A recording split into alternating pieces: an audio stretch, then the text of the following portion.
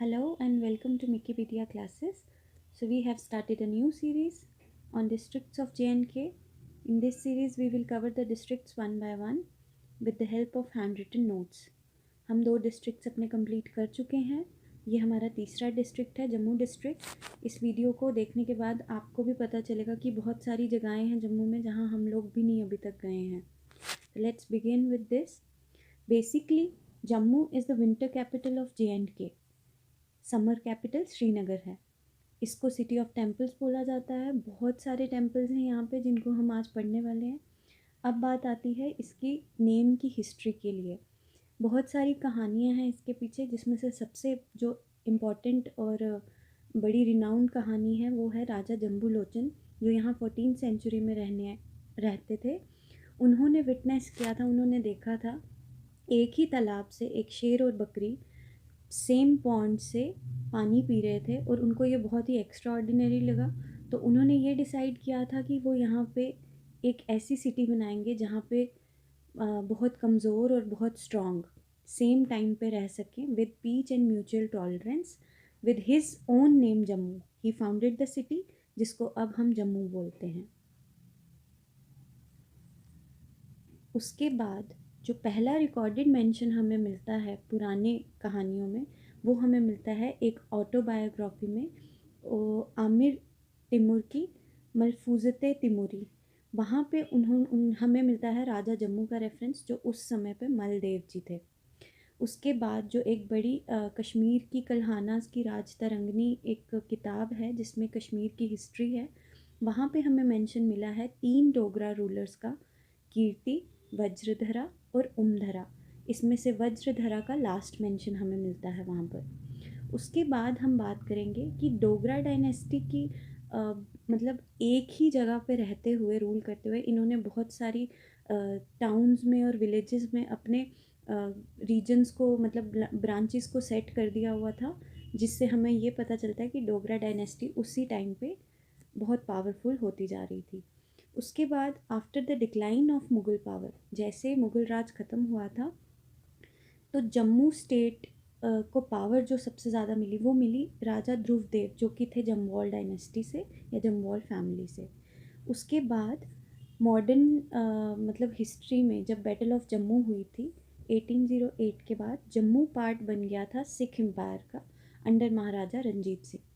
तो ये कहानी है कि गुलाब सिंह, ध्यान सिंह और सुचेत सिंह, इन ये कॉमन ट्रूपर्स थे और इनको बोला गया था कि आपको जागीरदार बना देंगे एक कंडीशन पे, जो आप एक उस टाइम पे इनका रिबेल था एक मियाँ दीदो करके, उसको अगर डिस्ट्रॉय कर देंगे तो इनको जागीरदारी मिलेगी. और इन्होंने वो करके दिखाया. इन्होंने मियाँ दीदो को मार दिया 1821 में, और किशोरा सिंह जी बन गए थे राजा ऑफ जम्मू, जिनकी डेथ के बाद गुलाब सिंह जी बन गए थे. इसके बाद और इन सब के भी नाम हैं यहाँ पे जो ये बाद में बन गए थे, जैसे कि राजा सुचेत सिंह जी को बना दिया था रामनगर बंदरालता का, ध्यान सिंह जी को बना दिया था भिम्बर का, हीरा सिंह जी को बना दिया था बसोली जसरोटा का.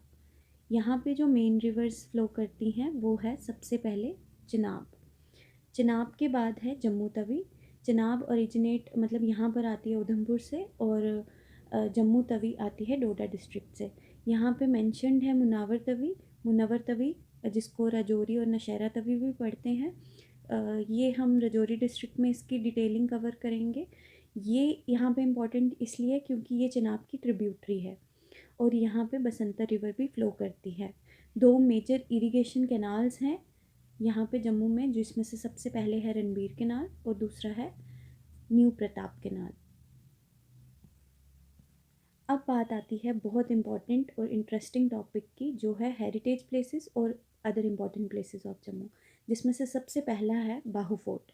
बाहू फोर्ट को हम बागे बहू भी बोलते हैं और यहाँ पे एक एक्वेरियम के नाम से भी ये जाना जाता है. बहुत हज़ार साल पहले एक टाउन था यहाँ पे धारा नगरी के नाम से. वहाँ पर सियालकोट के राजा थे अग्निगर्भ. उनके 2 बेटों ने आकर, एक ने किया था बाहुलोचन ने किया था लॉर्ड ऑफ धारानगरी को डिफीट, और जम्बूलोचन ने किया था लॉर्ड ऑफ मद्र देशा को डिफीट. इसके बाद राजा बहुलोचन ने बाहू फोर्ट बनाया था on the left bank of river Tawi, जिसकी पहली रिनोवेशन महाराजा रंजीत सिंह जी ने करवाई और फाइनल शेप जो थी वो महाराजा गुलाब सिंह जी के वहाँ आए से हुई। उसके बाद ये टेम्पल पूरी तरह से डेडिकेटेड है। यहाँ पे एक बहुत मतलब एंशियंट टेम्पल है जो कि है हिंदू गॉडेस काली माता का, जिनको हम बहुत ज़्यादा जानते हैं बावे वाली माता के नाम से।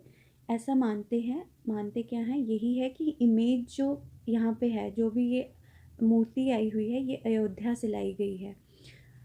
यहाँ पे अंडरग्राउंड फ़िश एक्वेरियम है जो कि यहाँ इंडिया का लार्जेस्ट अंडरग्राउंड फ़िश एक्वेरियम है।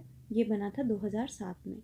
उसके बाद बागे बहु है जो रिप्रेजेंट करता है, मतलब जो मुग़ल स्टाइल गार्डन्स के हिसाब से बना हुआ है। यहाँ पर म्यूज़िकल फाउंटेन और लाइट शो भी स्टार्ट किया गया था, जो फरवरी 2022 में स्टार्ट हुआ था।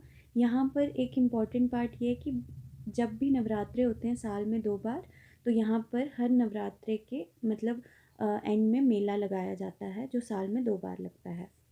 उसके बाद सेकंड जो इम्पोर्टेंट पार्ट है वो है Akhnoor fort. Akhnoor fort build किया गया है चिनाब रिवर के बैंक पे। यहाँ पे बोलते हैं कि एक बार अकाल पड़ने पर राजा तेज सिंह जी ने इसकी कंस्ट्रक्शन शुरू की थी 1762 में, और ये कंप्लीट हुआ था राजा आलम सिंह जी के थ्रू 1802 में।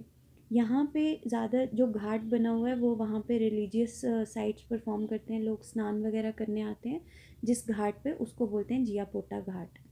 यहाँ पे बहुत ज़्यादा टरेट्स और बुर्ज हैं जो अभी भी वैसे ही हैं जैसे थे, मतलब थोड़े खम्बे वगैरह बने हुए हैं, जिसमें सबसे इम्पॉर्टेंट है किशोर सिंह बुर्ज।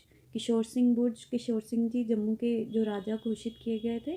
उसके बाद यहाँ हमें पेंटिंग ट्रेसेस मिलती हैं बहुत ज़्यादा, जो 17 जून 1822 के थे, जब वहाँ पे हमें ये पता चलता है कि महाराजा रंजीत सिंह जी ने राजा गुलाब सिंह जी को क्राउन किया था एज मतलब राजा जम्मू के महाराजा।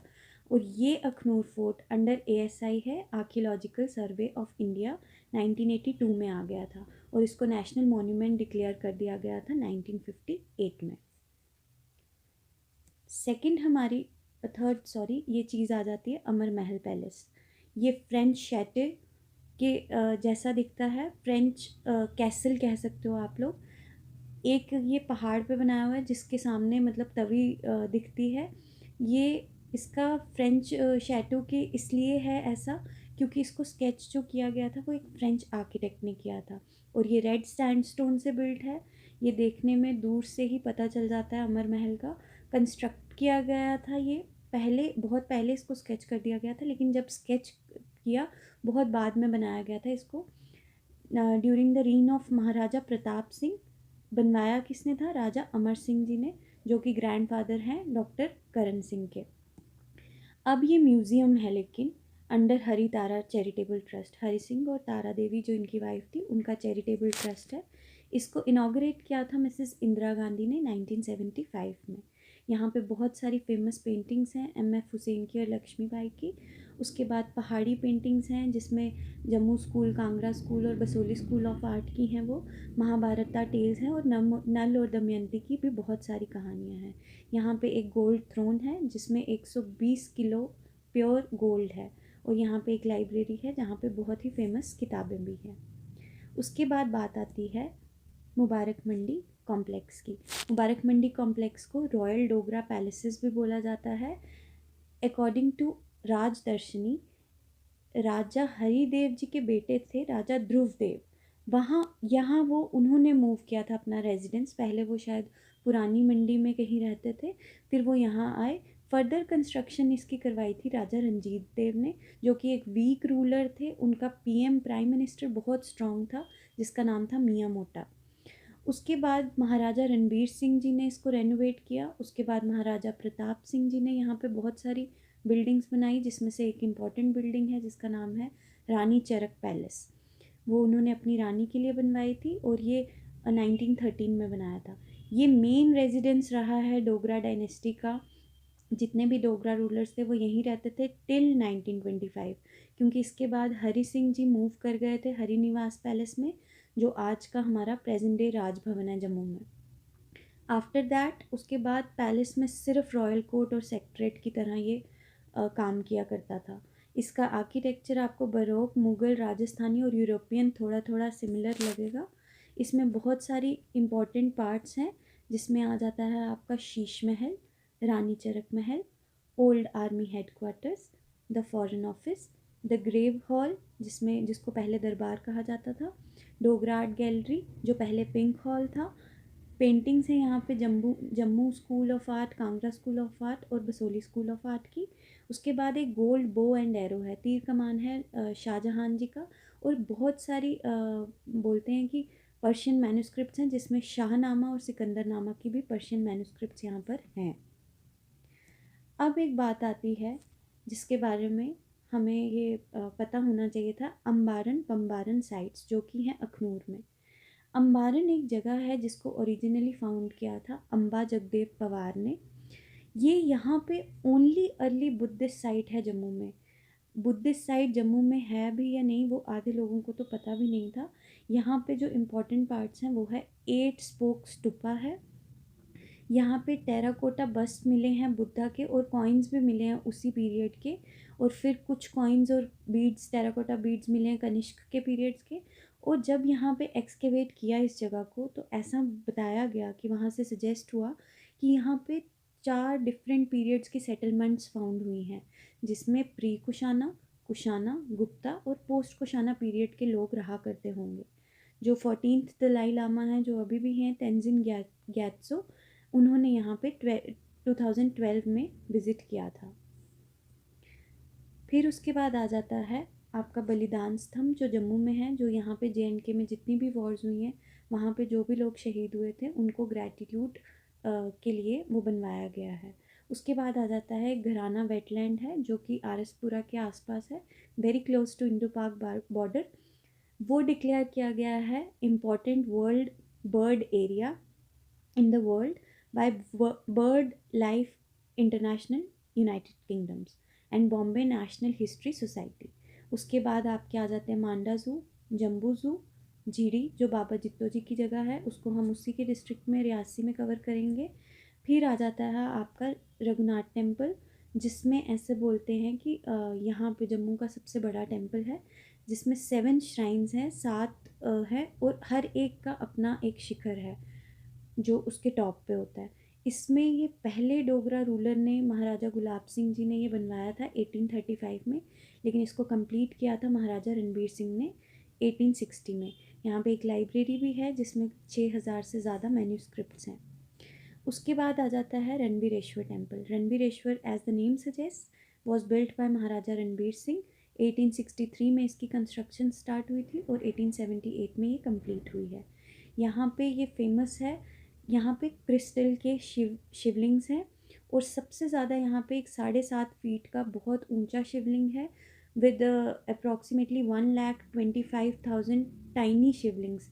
छोटे छोटे शिवलिंग्स हैं जो नर्मदा रिवर से यहाँ लाए गए हैं। उसके बाद आ जाता है एक रुपए वाला मंदिर जिसको पंचवक्ता टेम्पल भी बोलते हैं। इसको बनवाया गया था राजा गुज सिंह जी ने। यहाँ पे ये टेम्पल लिंक्ड है कि यहाँ पे बोलते हैं कि शंकराचार्य जी ने भी खुद विजिट किया था, और ये स्वयंभू शिवलिंग है, सेल्फ ओरिजिनेटेड शिवलिंग है। इस शिवलिंग के 5 फेसेस हैं, इसीलिए इसको पंचवक्ता टेम्पल बोला जाता है। और रुपए वाला मंदिर इसको इसलिए बोला जाता है क्योंकि इसके फ्लोर स्लैब्स पे कॉइन्स हैं, छोटे छोटे रुपए लगे हुए हैं इसकी ज़मीन पर। और अब आती है हमारी एक इम्पॉर्टेंट केव जिसका नाम है पीरखो टेम्पल और जामवंत केव।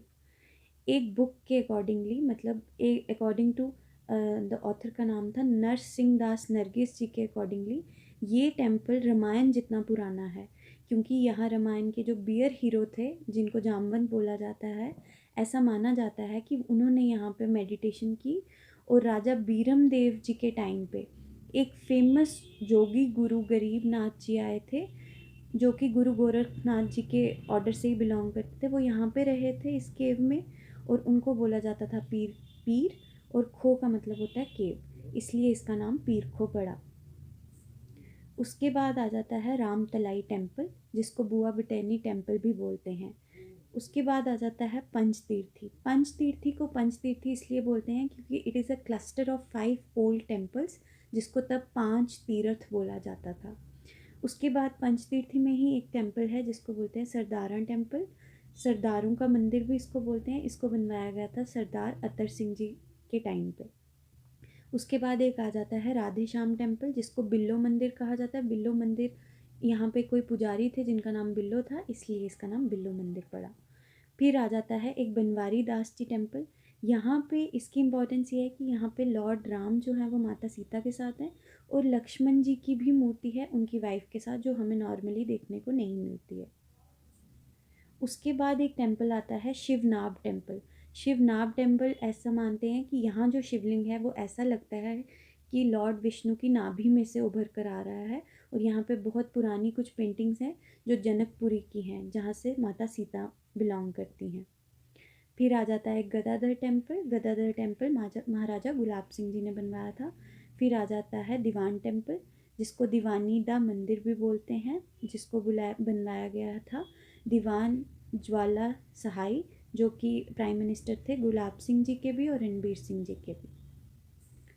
उसके बाद यहाँ पे बहुत सारे और टेम्पल्स हैं, जिनमें आ जाता है हर की पौड़ी टेम्पल, लक्ष्मी नारायण टेम्पल, पंच मंदिर, दूधाधारी मंदिर। दूधाधारी मंदिर का नाम दूधाधारी शायद इसीलिए था क्योंकि यहाँ पे जो पंडित थे वो मानते थे कि लोग बोलते हैं कि वो सिर्फ दूध के सहारे मतलब सरवाइव कर रहे थे, इसलिए इस मंदिर का नाम दूधाधारी मंदिर है। फिर उसके बाद एक एंशियंट शिव टेम्पल है जो कि सुंजवा में है। उसके बाद एक ज़ियारत है पीर बुड्ढन अली शाह, जो कि एयरपोर्ट पे है जम्मू की। उसके बाद एक जामा मस्जिद है जो ओल्डेस्ट और बिगेस्ट है जम्मू में, खड़ीका तालाब में ये लोकेटेड है। उसके बाद एक पीर रोशन शाह वाली है जो मतलब पीर ज़ियारत है, ये यहाँ पे गुम्मट पे है। और इसको रीबिल्ड किया गया था महाराजा रणबीर सिंह जी के द्वारा। और इसको पीर 9 गज़िया भी बोलते हैं क्योंकि वो बहुत लंबे थे। ऐसा बोलते हैं कि वो 9 फुट लंबे थे, इसलिए इसको 9 गज़िया पीर भी बोलते हैं। उसके बाद गुरुद्वारा सुंदर सिंह, कलगीधर गुरुद्वारा, गुरुद्वारा नानक देव जी। गुरुद्वारा नानक देव जी को पंचायती गुरुद्वारा भी बोला जाता है। और यहाँ पर गुरु नानक देव जी का एक छोटा स्टैच्यू महाराजा प्रताप सिंह जी के द्वारा लगवाया गया था। उसके बाद एक संत रोचा सिंह आश्रम है। गुरुद्वारा है एक छठी पातशाही टाहली साहब, पीर मिठा टॉम, महामाया टेम्पल, जिसको महाराजा रणबीर सिंह जी के द्वारा बनवाया गया था। एक है यहाँ पे राधा कृष्ण रुक्मणी टेम्पल, जिसमें कृष्ण जी राधा और रुक्मणी के साथ ही यहाँ पे हैं, जो कि यहाँ पे नॉर्थ में हमने कहीं नहीं देखा और है ही नहीं। उसके बाद आ जाता है आप Shambhu temple, Kolkandoli temple, Nagbani temple. उसके बाद Saint Paul's church, Saint cathedral garrison church, Roman Catholic church. और उसके बाद यहाँ पे कुछ इंपॉर्टेंट फेयर्स के नाम हैं, जिसमें आ जाता है एक बैसाखी का फेयर होता है यहाँ पे 13-14 अप्रैल में। और उसके बाद बाहू मेला लगता है, जिसको बाहू फोर्ट मेला भी बोलते हैं, जो मैं आपको बता चुकी हूँ कि साल में 2 बार लगता है जब नवरात्रे होते हैं। उसके बाद परमंडल मेला लगता है जो कि शिवरात्रि पे लगता है। उसके बाद झिड़ी मेला लगता है जो नवंबर अक्टूबर में लगता है पूर्णिमा के दिन, जो तब की पूर्णिमा होती है। और इसके अलावा पीरखों में भी शिवरात्रि का मेला रहता है, आप शंभू मंदिर के पास भी शिवरात्रि का मेला रहता है। ऐसे बहुत सारे हैं, पर जो इम्पोर्टेंट थे वो हम इसमें कवर कर चुके हैं। इसी के साथ इस वीडियो को ख़त्म करते हैं। और आज आपको पता चला कि कितनी सारी प्लेसेस हैं यहाँ पर। आपको अगर ये वीडियो अच्छी लगी हो तो प्लीज़ लाइक करें, सब्सक्राइब करें चैनल को। और थैंक यू। कोई भी आपका क्वेश्चन हो तो प्लीज़ कमेंट बॉक्स में डाल दें।